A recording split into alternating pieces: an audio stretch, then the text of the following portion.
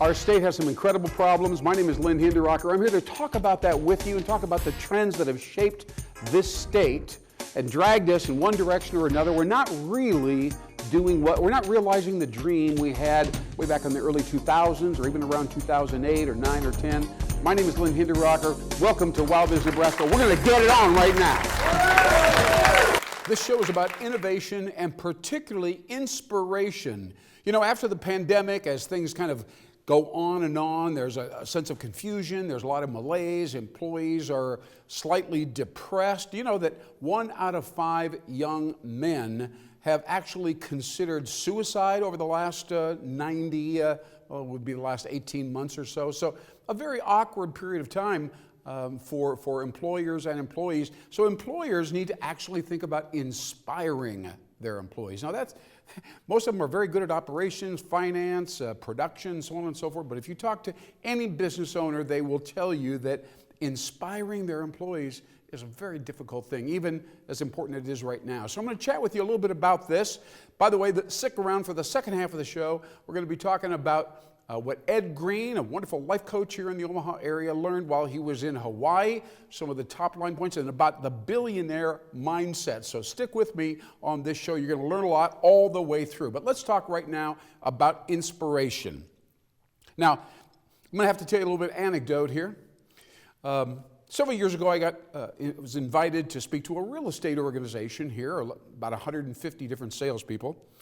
And the whole idea was to kind of figure out how to summarize an axiom, a mantra, some key thought that would resonate through you, something that really defined what you were all about and what you believed in and so on. Everybody needs that, especially now.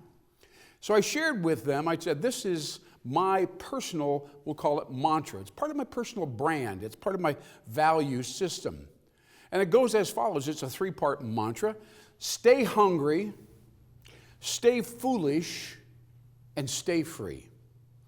Stay hungry, stay foolish, stay free. It's an interesting phrase, and at first glance, people say, why would I want to stay hungry and stay foolish? I don't know, I got a great education. I don't get it, but they understand eventually that, of course, stay hungry is about driving, being creative, looking for the next new thing, staying engaged with life, all right, instead of just floating along. We all know what that means. And of course, stay foolish means being open to new ideas, always learning, always being receptive to new information, new truths, new ideas, and so on. So put away your smart cap and say, teach me. I want to be willing to kind of receive new knowledge. That's foolish. And of course, stay free has to do with the internal. It's your psyche. It's kind of some people think of it as being detached, that they don't get wound up and things don't hurt them or upset them. Other people think of it as self-discipline. If you have a lot of self-discipline, you're free. You just kind of go from one thing to the other. You don't have a lot of anxiety in between those things. You can interpret them 3 ways, but at any rate, that was my personal mantra. And I had it in front of 150 salespeople, and I noticed that as I had been for years repeating this to myself, there's kind of a rhythm to those phrases. Stay hungry, stay foolish, stay free. And as you can see, I sing right here as I do it. So I do this at home all the time or on the way in the car or whatever. I'll say, stay hungry, stay foolish, stay free, okay? So that's my rhythm. That's just how I am, and it really helps me kind of remember what my philosophy is every single day as I go throughout my work. Now, I brought a conga player into this particular event, all right? Because it was so rhythmic. I thought it would be really cool to have a conga player playing with me, and I would sing the song, and then I'd get everybody up, and we did this, see? It was kind of the culmination of the whole presentation. And I thought that the sales force would gladly jump up and sing in the same key as I was singing and sing along with me. And of course, the conga player in the background was really great. Michael Pujato was outstanding. And so I thought it would be a really cool kind of climax to the importance of having your personal brand, your mantra.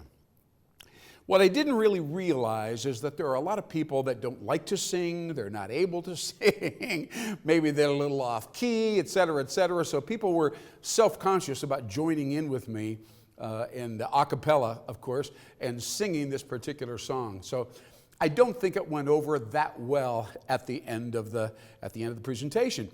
And I was a little nervous about it. I felt kind of funny about it. So I went to a local coffee shop and kind of was thinking about it. Oh my gosh, I don't think it went very well, etc.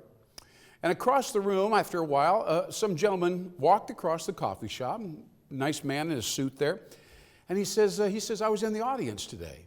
And he says, I want to congratulate you for pushing us out of our comfort zones. He says, that was really an inspirational presentation, and you had the courage to ask us to do all this stuff, and we had to have courage to sing in front of everybody else. And he said, but it was really a good jolt of energy for us. And he said, I just want to compliment you on your courage and ability to push us out of our comfort zone. Stay hungry, stay foolish, stay free. Well, that made me feel better. It made me realize that it's really important to have something that defines you to you, kind of reinforces the best part of you and your self-image. People have talked to me over the years about coming up with or having them come up with something that they can gravitate to. So I've come up with an idea here. It's called Dare to be Epic. That's the name of the program, the exercise, the presentation, called Dare to be Epic. And the epic, of course, is a word that is very common today. It describes people that are awesome or something really amazing, really cool, life-changing, game-changing, epic. So I thought to myself, we could take some words, we could allow the audience members, whoever we're coaching or working with, and give them a choice, a limited choice as to what word or series of words really defines them, and stay with this EPIC formula. For instance, the first letter, of course, is E, to epic. So think about 3 words right now think about the one that you like the best. Here's your choices. Experiment, important in your life. Endure, also very important. Or expand. Wow. Those are 3 great E words. And I think right now, just make a choice, whatever resonates with you. Experiment, endure, or expand. All right, so you've now made a choice. All of them begin with E, and now we're going to move on to the next letter in epic, which of course is P, right? I'm going to give you the word choices that you have that go along with this letter P. Power, this is about you now. This is what you're going to commit to. Power, practice, boy, we know how important that is, and passion. Power, practice, and passion. Now you've got two words that come together, an E word and a P word, and they begin to really flesh out your system, how you operate, what you think about. Let's go on to I. And EPIC, of course. So the I words I'm giving you are intention, intuition, and insight. Those are all great I words, of course. But I challenge you to name one right now. Don't overthink it. Don't deliberate about it. We've gone with the E's, the P's. Now choose your I word, the intention, intuition, or insight. Tuck that into your brain now. That's the 3rd word you've chosen out of 4. Here's your last set of choices. Curiosity, this is the C words. Conjunction, right, like convergence, and choice. Those are 3 really good words. Choice is so powerful. You're constantly choosing the moment, the thing that you're doing, how to behave. You're choosing how to think about things that come at you, and you're reacting. These are really cool words: curiosity, conjunction, or choice. So I've just given you now something very seminal, very foundational. You can, like me, you come up with your own mantra. Maybe it's rhythmic. Maybe you can sing in front of somebody. That doesn't really matter. What matters is its relevance and your ability to reiterate to you. Here are the 4 words that I believe in that will help me behave as an epic performer, an epic business person, an epic parent, etc., right? So please think about that. Dare to be epic. Feel free to email us right here at WowBiz Nebraska.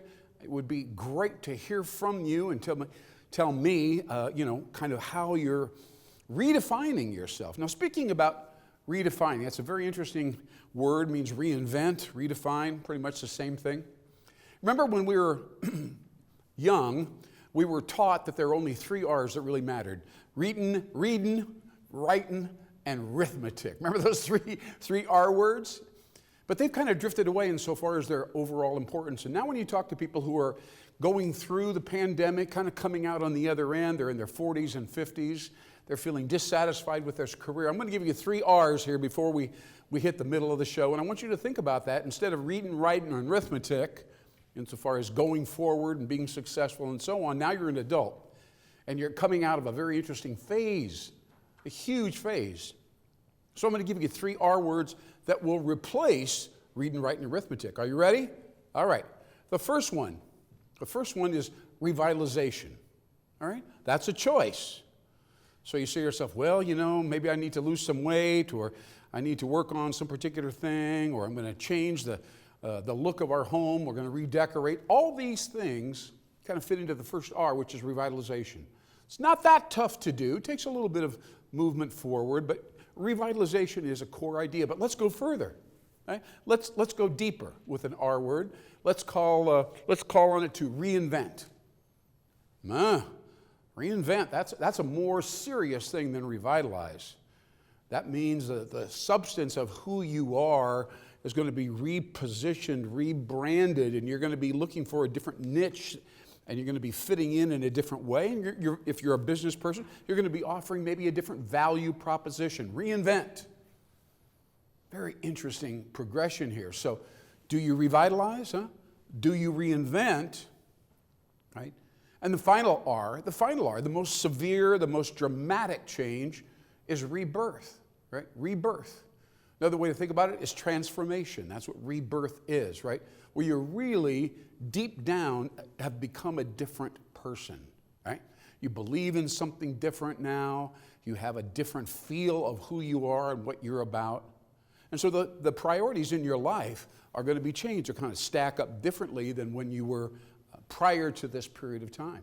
A lot of people are going through this, right? A lot of people are wondering, what are we going to do after? This is kind of like a benchmark, right? The whole COVID thing is like a benchmark in our lives, and going back to what we were before, which is what everybody talks about, the new normal and all that, it may not be that fulfilling, right? A lot of people want to stay home and do their work, right, as hybrid employee. But this goes deeper than that. This really goes to your identity. It goes to your destiny, your sense of who you are and where you're going. Now, we started this show by talking about employers needing to be able to inspire their employees, just to hold on to them. The younger generation, they don't really care about a lot of the things that we always focused on when we were recruiting, getting hired, and so on. So it's a new ball game, and it's entirely appropriate to have a personal mantra that uses EPIC, and just a way to think about it, and also a way to think about your overall identity, whether you're going to revitalize or reinvent, or whether you're going to actually go through something very deep called rebirth or transformation. Transformation is a big idea. We've been hearing a lot about it the last few years, but now it's really right there in front of us. I want to thank you for watching WowBiz Nebraska. I'm Lynn Hinderrocker. I've got a great new guest coming up soon. He's going to talk about some deep training having to do with billionaire mindset. So stick with me. Mr. Ed Green's got a lot to share, and I can't wait to have him on. Meanwhile, I'm going to talk to you about the promotional component of our show, the sponsor of the show. And as I do this, I'm going to lift up this cover of this marketing material, this collateral, from Grand Island, Nebraska. Of course, WowBiz Nebraska covers the entire state of Nebraska. We try to keep an eye on what's going on everywhere, if possible. So here you see a good-looking, by the way, a good-looking brochure encouraging people to come to Grand Island for tourism reasons and so on, have a good time. And here's the key phrase. Here's the key phrase, good vibes. Very, very interesting word. You remember Beach Boys back in 1967? They said, I'm with good vibrations. We've all heard that idea before, but it was not included typically in a business or a civic, piece of marketing collateral. So I want to talk to you today about good vibes and the importance of actually creating, not just talking about it, but creating good vibes, all right? So what we're going to discuss right here, we've been struggling for a while here in the state of Nebraska with population. It's pretty flat. We're not growing as a state very much, if at all. The younger sector of our population is not sticking around. We're losing 2,500 to 3,000 young folks. Young professionals, these are skilled people every single year. So this shows up insofar as the activity in our cities. It actually steals $1 billion every decade in sales tax revenues, by the way. Every decade, the state loses $1 billion because young people are going to college here and then heading for the hills, Austin, Colorado Springs, Utah, whatever. And it's really a sad situation. We're ranked now, I think, 37 in terms of our overall competitiveness when a company's looking to move in and so on. So we're not even making the cut. When you ask a young person, 23, 25, where are you planning on living and going? We are not even making the cut. There's no consideration. We're not even getting into the race. It's a very sad predicament and not an easy one to unwind. Now, economic developers have been working on this for years. They're doing a good job. They're trying very hard to do the best they can under the circumstances. But now, right, now there's a catalyst. Now there's a new sense of urgency, which is the ARPA funds that are coming from Washington, D.C.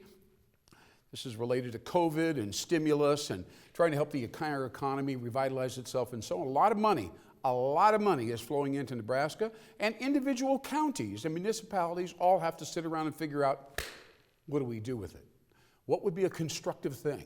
What's our legacy here with this money so that we spend it on the right priorities? Now I want to talk to you about this. We already have agreed that talent and population loss is the #1 strategic problem that Nebraska has. Many other issues, but the ability to hold on to talent, to retain talent, and actually get people to come in from outside of the state, very, very challenging. It's really hurting us in a number of ways. I've got a solution. And it's a twofold solution. The solution is so complex and so important that just one strategy isn't enough. There have to be two strategies. I'm going to briefly mention right now two concepts, two strategies that work together like this to revitalize any city. Now, first of all, these young people want to live in a lifestyle environment. We'll call it downtown. It doesn't have to be downtown, but often that is the kind of the core of the city. That's where young people would like to be able to work ideally. We've discovered an architectural and landscaping formula, how these buildings can be built to emphasize high contrast materials, organic and synthetic skin, shall we say, or the materials that are on the facade of the building. Think of it, downtown, all the way up and down the street. Oftentimes wood and metal, wood and glass, wood and steel, right? The high contrast effect actually, and this is based on Nobel Prize winning research, stimulates the visual cortex in our brains, and get ready for this. As a result, dopamine is stimulated in the viewer's brain, putting us all in a good mood. Dopamine, obviously, let me get this out, right? If you're not connecting the dots, dopamine puts us in a good mood. We look at a certain design of building. We have good vibes. Young people come, good vibes, etc. I'm sure you put it together. Now, that's not enough. I'm only going to dwell for a couple seconds here. The business community has to partner with the civic officials on a new concept to grow companies, make them more interesting, redefine the culture, advertise, define their brand, get out there, marketing essentially. And Nebraska Network is kind of the solution there. It's an ecosystem built around or fused with a set of marketing tools. So urban natural development, Nebraska Network, the two of them together, whether it's the built environment or the ability to have tools and basically just generate revenue. Entrepreneurs need it, as you probably know. These two coming together, absolutely critical. So those two are the sponsors of this particular show, Urban Natural America and Nebraska Network. Those two, look for them if you're thinking about revitalizing your city, all right? And you're thinking about that right now. Okay, we'll be right back. I got a special guest. We're We're going to bring them on the set and chat with them and get deep into the heads of people who understand billionaire mindsets and billionaire actions and activities and focus and priorities. We'll be right back with Mr. Red Green. Thanks. Where can you watch KPAO Community Television? You know, the channel with all of the local shows. If you live in the Omaha area, Cox Channel 22 and 1022 HD is your place. If you prefer streaming, go to kpaoTVOmaha.org. And now, if you have the Apple TV box, grab our app and watch us there. KPAO on cable, streaming live, and now on Apple TV. Welcome back to WowBiz Nebraska. I'm Lynn Hinderrocker, and I'm sitting here with Ed Green, who was in Hawaii recently and went through what I would call super training or very intensive training. Welcome back to the States, Ed. It's great to be back. Yeah, yeah. And I know you learned a ton. Tell us about the trainer. I know he's got an international reputation. His name is? Chris Howard. Chris Howard. Tell us a little bit about him. He's an author. He's been training for a number of years, right? Yes, a coach. Absolutely. We're talking about a coach, huh? Uh-huh. Okay, excellent. So Chris Howard was involved in NLP and was one of the big hitters. Okay. He joined with Tad James, who was one of the developers in NLP, like time-like work. Okay. And a lot of people don't really know what NLP is, neuro-linguistic programming. Neuro-linguistic programming. There we are. Okay, so anyway, what was that like to be with him for an entire week? Was it intense or real relaxing, or of course you're in the Hawaii environment, that's a pretty relaxing place. It was a little bit of both, Lynn, and first of all I want to give you a little bit more information about how the Billionaire Boot Camp came to be. Yeah. So Chris was wanting to really expand his business early on, and like all people that start in business, he had to create a business and get it going. Yeah. And so he decided that he wanted to focus on billionaires because he wanted to go to the source of wealth creation. Sure. Why wouldn't you study millionaires? Because it seems more realistic that you could learn things from millionaires that would help you to create your business. Sure. But he was the kind of guy that wanted to go to the source and go to the very best of the best, and the best source of wealth creation were billionaires, self-made billionaires. And how did he mostly just investigated the material, read books? Did he interview them, or what was mostly read the books that they've been involved with? Sure. So what he did was a little bit more than reading the books and just learning about them passively.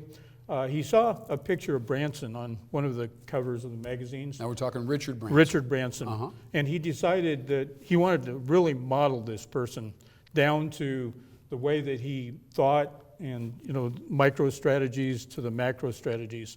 And so he delved into the literature, the books, the videos, and he learned everything he could about Branson and used that to build one of the biggest NLP training and one of the biggest training companies in the world. Fantastic. Yes. Now, we've got a little short time here, so I want to hear some of the high points of the training. Yes, you can absolutely. share that with us, please, because we respect your experience, and we want to learn as much as we can. Absolutely. So I like that you asked if it was intense, was it relaxing, was it fun? And it was actually all of those. Yeah. It was intense in that we really delved into the books and the videos on not only Branson, but Buffett, to other Elon Musk, and what we did was we did a lot of intensive modeling of those people that included intensive writing exercises, in writing down the traits and the values and the filters of the people. Okay. But it was also fun. We played money games to learn about how to invest and how to manage our money. Sure. And we did that, so there was a lot of fun. And one of the really cool things about being in Hawaii is we had a lot of really cool areas to be able to do our exercises. Sure. They had a place called Buddha Point, and we did a lot of our writing exercises there. It was by the ocean, and it had this big statue of Buddha, white, and it was just fantastic. Yeah, I can understand. What was the thing that was the most that sticks with you? I know there's a ton, of course, but how do you feel you personally evolved while you were there? What what's going to continue to kind of change, you know, your mode or whatever since you were there? So we did a lot of work on limiting beliefs. And the way we did that is through journaling. Sure. And so we found some of our key hot topics that were limiting beliefs, like red flags. And we would put 4 hours a day into writing exercises that kind of found what the foundational elements were, and be able to make the changes. Why those limiting beliefs existed. Exactly. And how they were maybe getting very specifically barriers to getting something done. Yeah. Am I saying the correct thing? Yeah, absolutely. One of the keys to the limiting beliefs is when we look at what stops us, oftentimes we think it's stuff out there in the environment. We think we don't have the right education. We don't have this. We didn't, have not enough money. Parents, not enough money, and really the premise is the biggest thing that stops us is ourselves and our limiting patterns. Sure.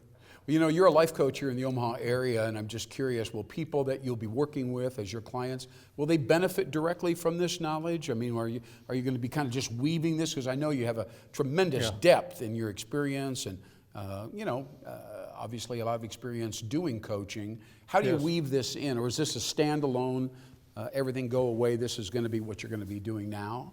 Well, the training that I took will affect every area of my life, including my interactions with people. Sure. And there are definitely strands that I can weave in and out of my coaching, because a big part of my coaching is helping people to take care of their limiting beliefs and help them to overcome the limiting beliefs. Sure. And this was like a training in limiting beliefs on steroids. Wow. Absolutely. And so, like, somebody who's maybe, having some challenges. We're stuck. Many of us are stuck. Stuck, right. So you can kind of get us to think differently enough so that we can get out of that rut. Yes. That psychic rut. Right. Absolutely. I have even more powerful tools than I had before, and a broader range of things I can do to help people get out of their ruts.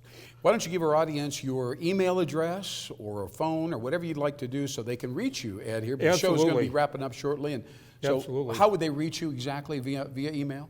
Email would be the best right now. And my email is masterminds plus, masterminds plus, plus, at netscape.net. Okay. And please reach out if if you want to talk to me or have some things that you'd like to work on. Yeah, discuss limiting beliefs with Ed Green. Absolutely. We might have you back again to get kind of deeper into some of these more specific areas, if that's okay. Absolutely. You'll join us again in WowBiz Nebraska? Absolutely. All right, it's our pleasure to have you, Ed Green. We'll talk to you all again soon with WowBiz Nebraska. I'm Lynn Hinderrocker. We've got lots of insight for you.